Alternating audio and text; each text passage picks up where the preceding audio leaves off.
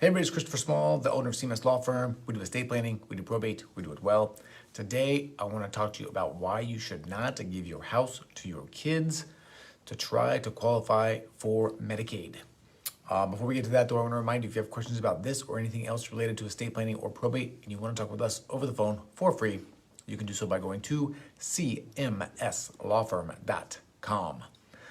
Okay, so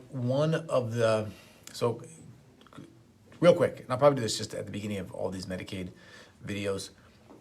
To be eligible for Medicaid, you need to have very, very little assets, very few assets. And while you are applying for Medicaid, your home is typically not your residence. It's typically not counted in terms of calculating your ability to qualify for Medicaid. Medicaid, the organization, will keep track of your expenses and put a lien on your house when you are dead if you do own a personal residence.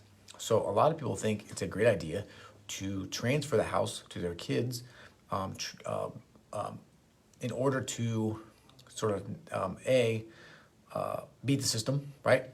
B, not have that lien applied to the house, and C, give what they want to the kids. There are a couple of potential problems with this, and I just want to run through those real fast so you don't do something rash and something with unintended consequences. First thing first, there's the 5-year look-back period, at least in Washington State, when it comes to transferring your assets and qualifying for Medicaid. So if you give your home to your kids, and before that 5 years is up, at least a portion of that home is going to be inferred to you when it comes to your eligibility, meaning it's going to be difficult for you to be eligible for Medicaid if something happens within 5 years.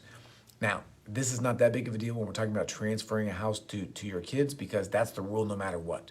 So if you create a Medicaid trust, you're still going to have the same rules apply for the most part. So that's number one. Number two is that, this is the bigger one, okay?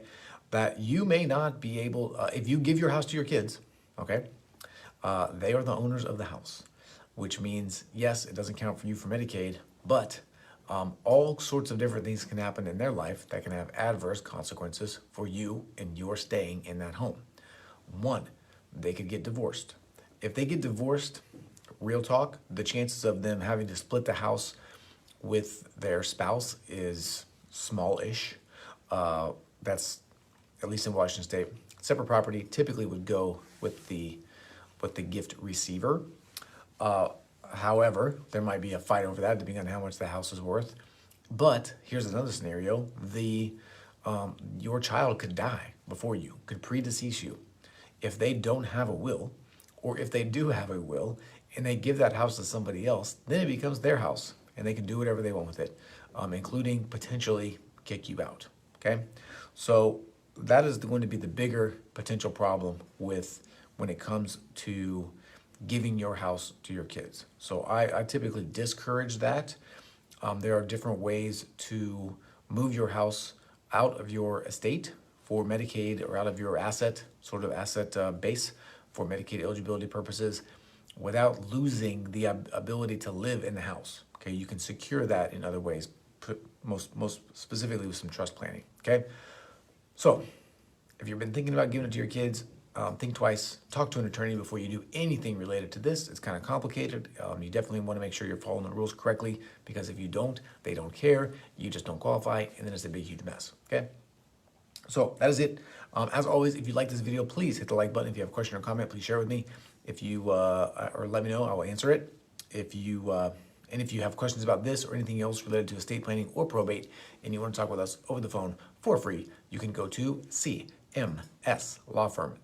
All right, that is it. I'm Christopher Small. I'm the owner of CMS Law Firm. We do estate planning, we do probate, we do it well. Thank you for your time. Thank you for your attention. I appreciate you, and I will talk to you again soon. See ya.